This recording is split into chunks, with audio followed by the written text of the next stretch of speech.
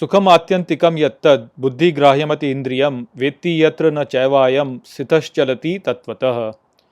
नमस्कार मित्रों। ये जो श्लोक है भगवद गीता के छठे अध्याय का 21वां श्लोक है, जिसे हम आज गहराई से समझेंगे। तो आइए सबसे पहले इसके अर्थ को समझते हैं। तो जो श्लोक है वो कहता है, सुखम आत्यंतिकम यत्तद, अर्थात निरंतर सुख को जैसे वहाँ, बुद्धिग्राह्यमति इंद्रियम, अर्थात बुद्धि ग्रहण करती है परे इंद्रियों के, वेत्ति यत्र न चैवायम, अर्थात और जानो जहाँ निश्चित रूप से नहीं ये, स्थितश्चलति तत्वतः, अर्थात स्थित तत्वज्ञानी चलता है।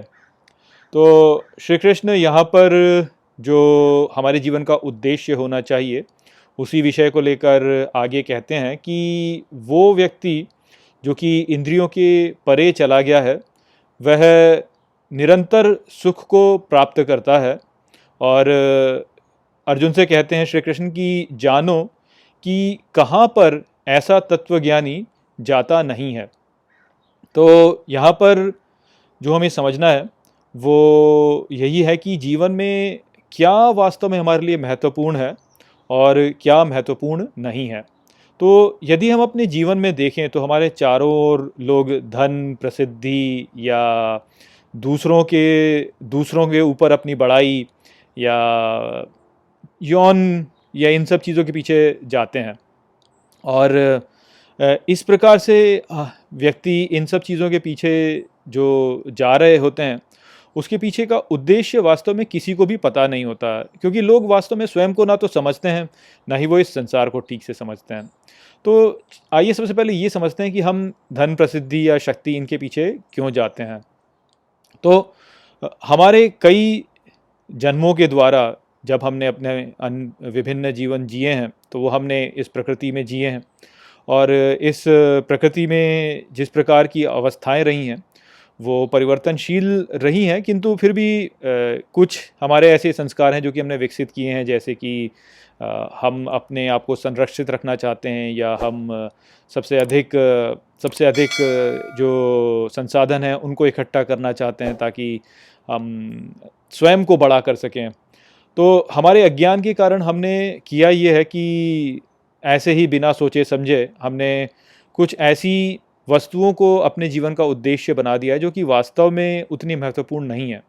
तो हमने जो है बिना सोचे समझे निराधार धन को अपना लक्ष्य बना लिया है, या हमने शक्ति को अपना लक्ष्य बना लिया है। और ये हमने इसीलिए बनाया क्योंकि इस जीवन में जब हम जीते हैं तो हमें ईश्वर पर विश्वास नहीं होता, हम स्वयं के ऊपर ही विश्वास रखते हैं, और इस कारण से हम चिंतित रहते हैं और संसाधनों को जोड़ना चाहते हैं, अपने अस्तित्व को बचाए रखना चाहते हैं, अपने अहंकार को बचाए रखना चाहते हैं। इस प्रकार की भावना हमारे भीतर रहती है। इस कारण से हमने ऐसे ही जो है शक्ति, धन, इनको हमारे जीवन का उद्देश्य बना लिया है।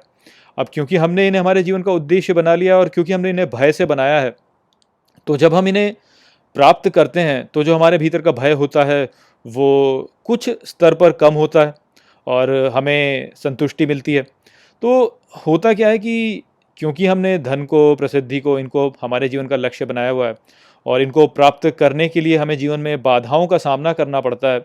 तो जब हम इन बाधाओं के ऊपर विजय प्राप्त करते हैं तो उस विजय के द्वारा हमें संतुष्टि का एक भाव अनुभव होता है, और जब हमें वो संतुष्टि का भाव अनुभव होता है तो हमें सुख प्राप्त होता है।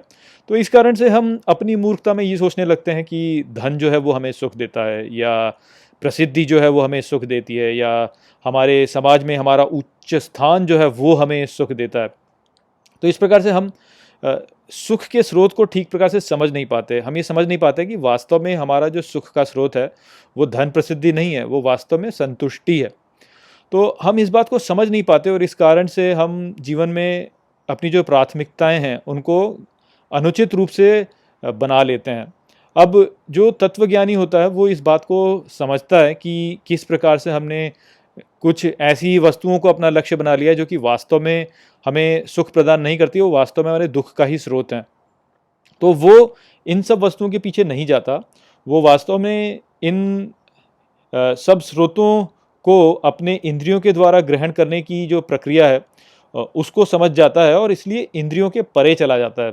इंद्रियों के परे जाकर के वह स्वयं में ही स्थित रहता है। और जैसा कि हमने पिछले श्लोक में देखा कि जो व्यक्ति स्वयं में स्वयं को देख लेता है वो स्वयं में ही संतुष्ट हो जाता है। क्यों? क्योंकि संतुष्टि ही हमारा वास्तविक स्वरूप है। ये हम पहले भी समझ चुके हैं कि कैसे जो पैरासिम्पैथेटिक नर्वस सिस्टम है उसमें स्थित रहना हमारा मूल स्वरूप है, जो कि संतुष्टि का स्वरूप है। तो इसलिए हम वास्तव में स्वयं में ही संतुष्ट हैं। तो जो हमें चाहिए वास्तव में संतुष्टि, वो हमारे भीतर ही उपस्थित है, हमें बाहर कहीं जाने की आवश्यकता नहीं है। तो यही बात यहाँ पे श्री कृष्ण भी कह रहे हैं कि जो तत्वज्ञानी होता है वो जानता है कि उसे स्वयं में ही स्थित रहना है, उसे कहीं और जाने की कोई आवश्यकता नहीं है। तो इसलिए वो कहीं और जाता ही नहीं, वो केवल अपनी इंद्रियों के परे जाता है और अपनी इंद्रियों के परे जा करके वो स्वयं में ही स्थित हो जाता है। इंद्रियों के द्वारा प्राप्त होने वाले जो भी अनुभव हैं उनको वो उतनी गंभीरता से नहीं लेता, उनके परे चला जाता है और उनके परे जा करके वो स्वयं में ही संतुष्ट हो जाता है। क्यों हो जाता है? क्योंकि हमारा जो मूल स्वरूप है वही संतुष्टि है। तो यही बात है जो कि यहाँ पर श्री कृष्ण ने समझाई। आशा करता हूँ कि मैंने इस श्लोक को आपको अच्छे से समझा दिया होगा। चलिए इसी के साथ इस वीडियो को यहीं पे समाप्त करते हैं। नमस्ते। वीडियो को अंत तक देखने के लिए धन्यवाद। यदि आपको ये वीडियो पसंद आया हो तो इसको अपने प्रियजनों के साथ में साझा करें और इस ज्ञान को और फैलाएं। यदि आपके पास कोई भी प्रश्न है तो मुझसे इंस्टाग्राम पर जुड़िए। वहाँ पर मैं हर शनिवार रात को एक लाइव Q&A सेशन रखता हूँ और आप मुझसे वहाँ पर अपने प्रश्न पूछ सकते हैं। जय श्री कृष्ण।